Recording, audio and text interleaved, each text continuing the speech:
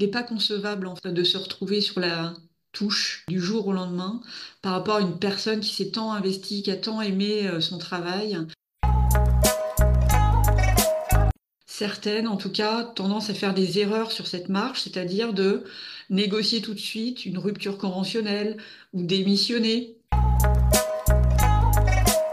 Cette notion de lâcher prise, justement, elle est hyper compliquée quand on a basculé en burn-out. Bienvenue dans le podcast La clé de soi. C'est un rendez-vous pour les femmes qui se demandent comment reprendre les rênes de leur vie. Ici, on parle de tout ce qui bloque notre potentiel, ce qui limite notre audace, ce qui empêche notre épanouissement, mesdames. Je suis Julita, votre guide dans cette aventure de découverte de soi. Je suis coach en transformation personnelle. Alors, si vous sentez que vous vous êtes oublié dans votre quotidien, que vous vivez une vie sous pression qui ne vous correspond pas ou plus, rejoignez le programme La Clé, mon accompagnement qui vous aidera à ouvrir un nouveau chapitre dans votre vie. Pour cela, il vous suffit de programmer le rendez-vous téléphonique avec moi. Le lien est dans la description. Dans ce podcast, je vous réserve des rencontres passionnantes et des partages inspirants. Alors, abonnez-vous dès maintenant. Et si vous êtes prête pour l'épisode du jour, on peut commencer. Et aujourd'hui, je reçois Claire Jardin-Ménard. Bonjour Claire. Bonjour Julita, Comment vas-tu? très très bien, je me porte très bien, merci. Claire, tu es coach, formatrice et conférencière en burn-out féminin. Et dans ce podcast, je t'ai invitée pour que nous parlions de ce sujet qui est de plus en plus présent dans les vies des femmes, qui est le burn-out, donc l'épuisement professionnel, et dont tu es experte et accompagnatrice aujourd'hui. Exactement, moi en fait, mon rôle au quotidien, c'est vraiment d'accompagner ces femmes qui sont en arrêt principalement, en tout cas, qui ont basculé dans ce que j'appelle le jour de l'impact. Voilà, il y a eu un avant, un après, en tout cas, elles se retrouvent en arrêt, immobilisées, et moi, mon rôle, en tout cas, c'est de les accompagner à retrouver de l'énergie, l'estime de soi et de l'éclairage professionnel. J'aimerais que tu nous donnes une précision. Qu'est-ce que c'est aujourd'hui le burn-out? Ma définition, c'est un embrasement, en tout cas silencieux, qui va venir se nourrir de ton estime de toi, de ton énergie et de ta passion du travail, en fait. Ma définition, c'est quelqu'un qui s'est surimpliqué, c'est quelqu'un qui est une ultra bosseuse, en tout cas. Je vais parler au féminin parce Au que c'est celle que féminin. c'est celle que je connais le plus. C'est l'ultra bosseuse, le bon petit soldat, comme j'aime l'appeler. C'est pas Mhm. péjoratif quand je dis ça, le bon petit soldat gentil. C'est-à-dire que vraiment dévouée à son entreprise, on peut lui confier beaucoup de projets. Elle est demandeuse, elle est avide, puisque vraiment sa priorité numéro un dans la vie, en tout cas, celle qu'elle met en haut de la pyramide, c'est le travail. Voilà. Et donc, ouais, elle se surinvestit, elle se retrouve en surcharge. Et c'est quelqu'un aussi, de manière générale, qui va s'occuper des autres avant soi-même. En tout cas, elle se met en retrait. En tout cas, elle-même, elle ne prend plus soin d'elle. En tout cas, il y a tout un sujet autour de prendre soin de soi. Et en fait, je dirais qu'elle a vraiment pris de l'écart par rapport à sa maison intérieure. C'est comme ça que je le dis parce que vraiment, il n'y a plus rien qui vit, en tout cas à l'intérieur d'elle. Les plaisirs ne sont plus là. Quand elle bascule en burn-out, elle ne sait plus qui elle est. Elle est en vraie crise identitaire. Et à quel moment on peut déceler ce jour de l'impact, comme tu dis? Parce que ce que tu décris, une femme qui est bosseuse, qui aime servir, qui se sacrifie pour les autres, qui ne prend pas trop soin de soi. J'ai envie de dire, on est nombreuses là, dans cette Mhm. situation. C'est pas Mhm. pour autant qu'on est en burn-out. Ouais, complètement. Bah, en fait, ce que je veux dire par là, c'est qu'il y a vraiment une phase, il y a des signes avant-coureurs, en tout cas, avant Mm. ce jour de l'impact. Alors chez certaines, c'est précis, tu vois, vraiment. Là, elles se disent, mais non, mais là, je peux plus travailler, je peux plus aller au travail. C'est assez un jour bien précis. On va dire que c'est le premier jour où on est arrêté vraiment totalement. On est dans la capacité d'aller au travail. Et en fait, celle qui va tomber en burn-out, elle a des signes avant-coureurs, des signes, ouais, il y a des lanceurs d'alerte en tout cas. Le premier symptôme le plus courant, c'est l'insomnie. En tout cas, le caractéristique commune, c'est vraiment de Ok. grandes périodes d'insomnie. Euh, Elle va peut-être avoir des phases de tachycardie, elle va se retrouver devant son ordinateur à plus pouvoir se concentrer, voilà. Elle a l'impression d'être là et d'être pas là, en tout cas. Elle a toujours une to-do list dans la tête, ce qui fait que la nuit, en tout cas, elle continue. Je dirais que voilà, il y a des signes avant-coureurs. Il peut même taper beaucoup plus fort, hein. Voilà, on peut avoir mal dans les bras. Enfin, c'est autant de burn-out, enfin autant de signes que de femmes en burn-out. Il paraît que justement, on aurait plus de 130 signes possibles, en tout cas autour des symptômes, tu vois.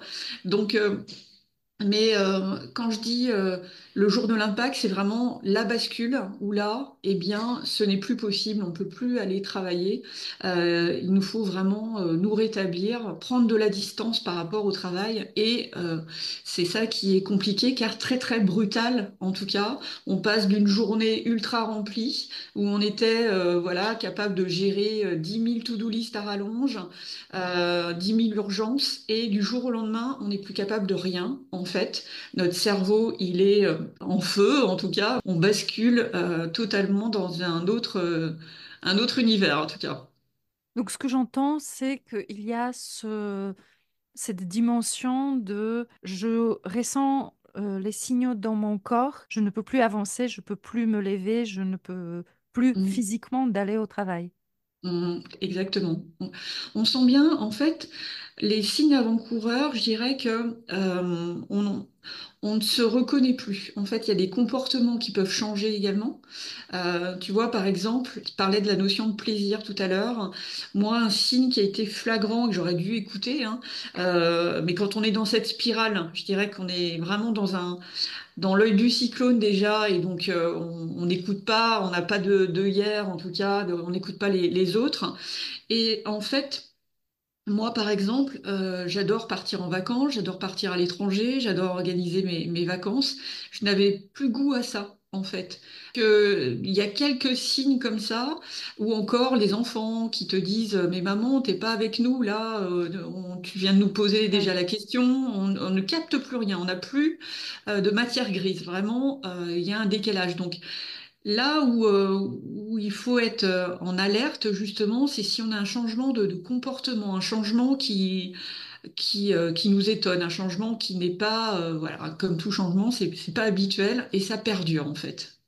Mm. Puis on a ce retour de notre entourage qu'on essaye de ne pas voir. Alors des fois, il y a des signes qui se voient en extérieur, hein, et puis il y a des fois, bah, en fait, le souci d'une personne qui va aller se prendre le mur, en tout cas, c'est qu'elle a un masque jusqu'au bout. C'est-à-dire que vraiment, elle va essayer de masquer, en tout cas, jusqu'au bout, qu'elle a un souci, en fait, tu vois. Elle voit bien, elle, qu'il se passe quelque chose il y a quelque chose qui ne va pas, en fait, par rapport à d'habitude, parce que c'est pas la première fois qu'elle a du stress chronique, hein, ça date depuis des années, mais Ouais. là, elle ne gère plus rien en fait. Donc, mais malgré tout, comme dans sa tête, ben, c'est pas possible de tomber malade, c'est pas possible que ce soit un burn-out ou voire même elle ne sait pas ce qui lui arrive, donc elle met même pas le nom dessus en tout cas. Eh bien, elle va aller jusqu'au bout du bout, et donc dans ces cas-là, eh bien, c'est le corps qui lâche en fait. Alors, tu nous as décrit le phénomène. Donc, on voit bien qu'il y a une grande période avant. Il y a le jour J où on n'en peut plus. Ensuite, il y a une grande, souvent longue période où on essaye de se rétablir. Puis après, il y a le retour. euh, Mm. ce qu'on pourrait appeler la guérison. Tu nous diras si c'est le mot juste. Et toi, dans ces étapes, tu as décidé d'accompagner des femmes qui sont en arrêt de maladie. Pourquoi ce Mm. choix-là? Pourquoi? Parce que j'ai la méthode, en fait. Tu vois, premièrement, j'ai la méthode parce que je l'ai vécu à l'intérieur de moi, en tout cas, ce burn-out, hein, puisque moi, il y a 5 ans, j'ai vécu cette chose. Et donc, je sais qu'on passe par des saisons, en fait, dans un burn-out, dans une reconstruction. Donc, à travers ces saisons, il y a des choses à travailler. Je dis souvent que pour traverser ce burn-out, en tout cas pour la phase de reconstruction, on a 4 marches à gravir. La première marche, ça va être la marche du déni, c'est-à-dire déjà d'accepter sa situation, d'accepter cet arrêt maladie, d'accepter ce terme burn-out, de se retrouver écarté parfois sur la touche, hein, c'est un peu comme ça qu'elle le ressentent. Donc, Et excusez-moi Claire, tu es en train de ouais. me dire que même en arrêt de maladie, on est toujours en phase de déni?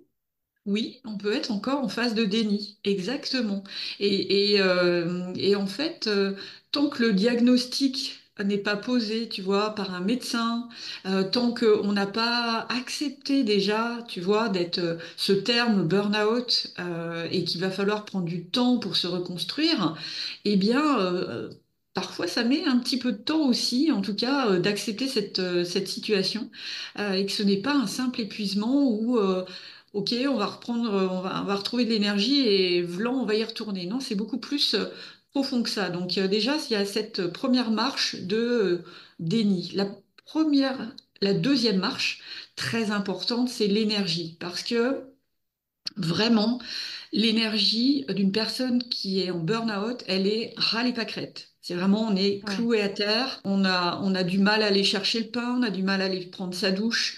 On peut être soit cloué au lit, ça dépend. Au départ, en fait, on est dans l'émotion de culpabilité, tu vois, une Mm. énorme culpabilité, de honte, en fait, d'avoir laissé notre travail en plan comme ça, d'avoir laissé nos missions à nos collègues. Donc, en fait, la deuxième marche, donc cette marche d'énergie, elle est hyper importante. En tout cas, on va revenir sur des basiques là, vitaux, de Mm. physiologie, en tout cas, de retrouver de l'énergie. Après, on va basculer sur une autre marche, qui est la marche du qui suis-je vraiment, en fait. Mm. Pourquoi j'insiste régulièrement sur ce vraiment? Parce qu'on croit se connaître, mais finalement, là, pendant ce burn-out, je parle vraiment de crise identitaire, on va avoir besoin de se retrouver profondément, en fait, Mm. d'apprendre à se reconnaître à nouveau, parce que bah, on a mené sa vie jusque-là, on croit se connaître, pourtant ce burn-out, on ne l'explique pas. Et vraiment, il y a des choses en interne qu'on a besoin de travailler, en tout cas, de voir ce qui nous tient à cœur, de voir comment on fonctionne, et donc d'avoir ces mécanismes de fonctionnement. Et on a également besoin, sur cette marche, en tout cas, de retrouver de l'estime de soi et de la confiance en soi. Ça, c'est une marche hyper importante. Mm. On parlera peut-être ensuite de l'estime de soi. C'est un gros point, effectivement, du Mm. burn-out, puisque vraiment, la femme, à l'intérieur d'elle-même, elle se sent nulle. Elle n'a plus du tout de fierté. Elle vit ça, quand elle est dedans, en tout cas, comme un véritable échec. Et il va falloir donc travailler, justement, sur son estime de soi, sur sa confiance en soi pour gravir la dernière marche qui est l'éclairage professionnel. Seulement sur cette dernière marche, elle va prendre une décision sur son avenir professionnel. Est-ce qu'elle retourne au même endroit où elle était? Est-ce qu'elle a encore de l'affinité avec, comment dire, le travail qu'elle exerce? Ou bien est-ce que c'est un milieu toxique et qu'il est préférable en tout cas de le quitter? Et si on le quitte, eh bien, vers quel chemin on se dirige? Donc c'est vraiment sur cette dernière marche que l'on prend des décisions concernant son avenir professionnel. Or, le problème que je rencontre régulièrement, c'est que les femmes en burn-out, elles vont avoir tendance à prendre la décision quand elles sont dans la marge de l'énergie, quand elles sont ras les pâquerettes parce que elles se disent non mais c'est plus possible, ce boulot-là, je n'en peux plus, je n'arriverai pas à y retourner et elles vont avoir certaines, en tout cas, tendance à faire des erreurs sur cette marche, c'est-à-dire de négocier tout de suite une rupture conventionnelle ou démissionner et alors qu'elles ne sont pas reconstruites. Et donc elles vont se retrouver avec une autre pression, cette fois-ci une pression financière, une pression de il faut vite choisir son futur professionnel alors qu'elles n'ont pas repris justement, elles n'ont pas fait le tour du sujet sur le qui suis-je vraiment, sur l'estime de soi et la confiance en soi. Donc c'est un risque de récidive par la suite. C'est extrêmement intéressant et je t'avoue que une fois j'ai lu ça dans tes posts parce que pour tous ceux qui ne te suivent pas encore, je les invite chaleureusement d'aller sur ton profil Facebook. Je sais que tu es très actif sur le Facebook. Et plus sur LinkedIn quand même, mais Et LinkedIn, effectivement. donc Claire Jardin-Ménard toujours, Facebook, LinkedIn, où tu as des partages très inspirants, très généreux, que j'adore lire. Et une fois, je me souviens, je suis tombée sur ton post qui disait ne démissionnez pas quand vous êtes en arrêt de maladie ou quand vous êtes diagnostiqué burn-out. Et je me suis dit, tiens, qu'est-ce qu'elle raconte, Claire? Et en fait, j'ai lu dans ton post l'erreur que tu expliques et je trouve que c'est extrêmement profond et précieux d'avoir ce conseil-là, de ne pas se mettre la pression supplémentaire qui peut être Mm. très, très anxiogène qui est l'incertitude de futur professionnel et l'insécurité financière. Ouais, ouais, c'est hyper important parce que vraiment, je vois des femmes qui se tournent vers moi, en tout cas, qui ont fait ce choix, mais qui ne sont pas reconstruites. Donc le chômage commence et pourtant, elles sont dans l'impossibilité de retravailler. Donc en fait, elles perdent des mois, des années, en tout cas, et ça met une sacrée pression dont elles n'ont pas besoin. Et en même temps, quand on est en arrêt de maladie, c'est inconfortable parce que tu as parlé de sentiments de la culpabilité, du honte Mm. qu'elle ressente, mais en plus, il y a cette pression souvent de l'employeur et tu en parles dans tes posts. J'ai noté quelques phrases que tu cites qui peuvent être blessantes quand on prend contact avec l'employeur et ces phrases, quand on est en cette fragilité émotionnelle en période de burn-out, peuvent nous ranger pendant plusieurs jours, Mm. pour ne pas dire plusieurs semaines et mois. On entend très souvent, alors, quand est-ce que tu retournes? Et ça, en fait, effectivement, eh bien, ça peut mettre une pression. Et il y a d'autres phrases, hein. Je parle de celle de l'employeur, mais il y a aussi celle de la famille proche aussi qui peuvent être blessantes, tu vois. Du genre, ça fait combien de temps que t'es arrêté déjà? Ouais, le Euh, petit déjà à la fin. Exactement. Et ça, en fait, déjà que la personne est dans une culpabilité, ça lui rend pas service, en tout cas. Voilà. Et puis, ce qui est à noter, hein, c'est que le burn-out, on n'a plus de notion de temps. C'est-à-dire que vraiment, le temps avance très vite. Bien souvent, en fait, quand des personnes sont arrêtées une première année, hein, et qu'on leur pose la question, qu'est-ce qui s'est passé pendant cette année, elles savent pas répondre. En fait, ça a filé. Donc, il y a un décalage entre les collègues, la vie du travail qui a continué sa vie et la personne qui est en burn-out. On n'a Parmi plus les la phrases que même. j'ai notées, Mm. il y a Ouais. aussi tu fais quoi de tes journées? Ouais. Mm. Ou tu devrais bouger, parce qu'on a Mm. cette croyance que le sport, il est bon pour tout. Il est bon, mais pas à tout moment. Mm. Tu devrais prendre du recul, tu devrais lâcher prise. Mm. Mm. Alors, c'est des conseils qui sont certes remplis de bon sens, mais pas à Mm. cette période-là, n'est-ce pas? Ouais, exactement. On est psychologiquement très sensible et on a un grand. Alors même si c'est des conseils qui la personne qui les dit, c'est pas mauvais, c'est pas une intention de nuire en tout cas, hein, mais en tout cas, côté de la personne qui le vit. C'est vraiment pris ouais, comme des coups de couteau. En tout cas, c'est vraiment comme ça que je le décris parce que euh, personne n'a la même recette pour s'en sortir, en tout cas.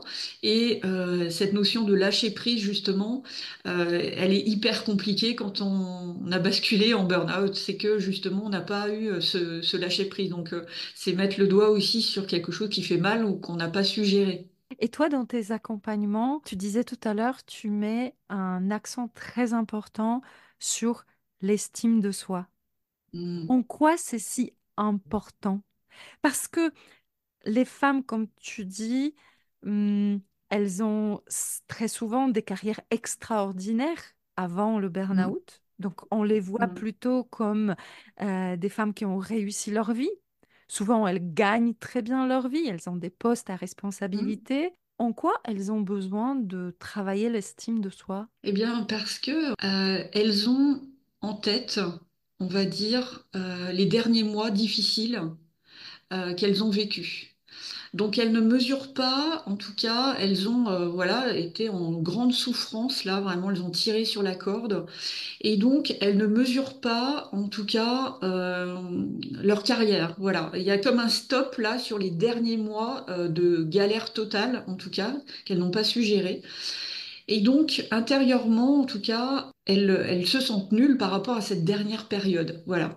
Et c'est pour ça que le travail que l'on fait ensemble, de retrouver, en tout cas, de remettre le doigt sur les talents de la personne, voilà, sur tout ce qu'elle a pu, comment dire, mettre en place, les projets sur lesquels elle a travaillé, sur lesquels elle a été particulièrement fière, eh bien, grâce à ça, en tout cas, elle va retrouver, de l'estime de soi. Voilà. Est-ce qu'il n'y a pas ce profil-là, la croyance que je vaux quelque chose si je travaille, que mon estime de soi, il est proportionnel à la qualité de travail que je fournis?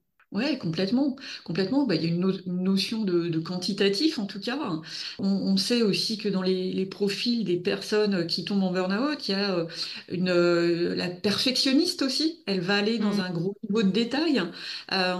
Donc quantité ne veut pas dire qualité en tout cas, mais voilà. Donc c'est pour ça qu'elle va en faire une tonne, en tout cas en faire beaucoup trop par rapport à ce qu'elle devrait faire. Comment tu travailles cet aspect d'estime de soi?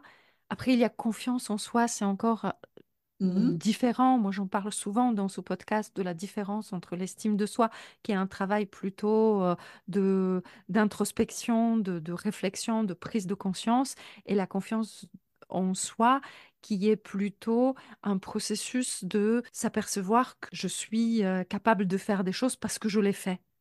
Et même si Mhm. je ne les fais pas à la perfection, même si je ne fais pas des tonnes, comme tu dis, je peux y arriver. Comment tu travailles pendant cette période où elles ne sont pas actives professionnellement, où leur morale est dans les chaussettes, où elles sont très fragiles? Euh, Comment tu arrives à travailler ça? Mhm. Alors le premier exercice, moi, que je leur demande, hein, c'est de commencer un cahier de gratitude, en fait. Je vais leur Hmm. demander, par exemple, tous les soirs, eh bien, de tracer trois fiertés. Voilà. Et au début, en fait, elles ont du mal avec le terme fierté, par exemple. C'est un mot qui est presque trop fort, hein, pour certaines. Elles n'ont jamais été vraiment très fières de ce qu'elles ont fait, hein, puisque en plus, pour certaines, l'estime de soi, elle date d'un bon moment, hein. Ça fait longtemps, en tout cas, qu'il y a des problèmes d'estime de soi. Et donc, ben, je leur apprends à noter, en tout cas, le minimum du minimum de fierté de la journée. Voilà, ça peut être avoir donné un sourire à son enfant, avoir eu une discussion avec son mari, avoir fait une balade dans son jardin, Mhm. avoir cuisiné. Donc on commence en tout cas par ce biais-là. Et en fait, après, c'est en coaching vraiment qu'on vient travailler ça. Mais en tout cas, la mise en place aussi de petits rituels quotidiens, en tout cas, eh bien, de réaliser au moins ces petits rituels quotidiens, eh bien, elles se disent, tiens, toc, j'ai réussi à faire quelque chose. Donc, ça vient aussi commencer à retravailler sur son estime de soi. En tout cas, pour celles qui veulent savoir plus sur tes outils, il y a plusieurs possibilités. Il y a le magazine. Est-ce que tu veux nous en parler? Ouais, j'ai créé en fait un magazine qui s'appelle Burnout Perspective, qui est un trimestriel. Et en fait, je parle d'une thématique bien précise, en tout cas, à l'intérieur de ce magazine.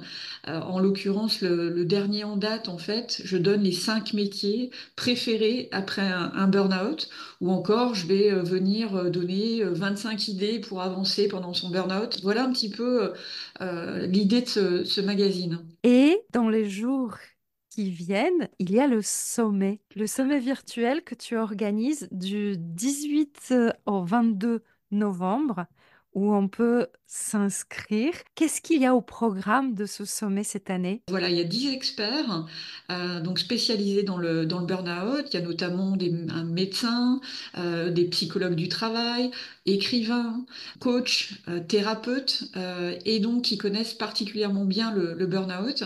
C'est la 4e édition de ce sommet. Ce qui est important, c'est de partager la complémentarité des pratiques, en fait. Hmm. C'est intéressant d'avoir l'œil du médecin, d'avoir l'œil du psychologue, d'avoir l'œil du coach, d'avoir l'œil du thérapeute, de celle qui a écrit un livre sur le sujet, parce que moi, c'est réellement ce qui m'a manqué, en tout cas pendant mon burn-out, c'est de savoir qui je dois aller voir. Qui je dois aller voir, qu'est-ce que j'ai à comprendre. Et donc ce sommet, en tout cas, il est là pour comprendre, pour Hmm. apporter des prises de conscience, pour également faire des rencontres, pour avoir un œil sur la thérapie, en tout cas, de se donner aussi des actions. Voilà, chaque conférencier, en tout cas, donne énormément de pistes pour avancer et donc pour rebondir, je dirais, par rapport à la situation qu'elles vivent. Alors, si vous êtes en train d'écouter ce podcast avant le 18 novembre, n'hésitez pas à regarder dans la description et inscrivez-vous à ce sommet. Et sachez que c'est la 4e édition et que, il y aura certainement d'autres si jamais vous avez loupé l'édition 2024. Merci beaucoup, Claire. C'était tellement inspirant de t'écouter parler de ces femmes, de ces problématiques de burn-out avec autant de clarté et autant d'expertise.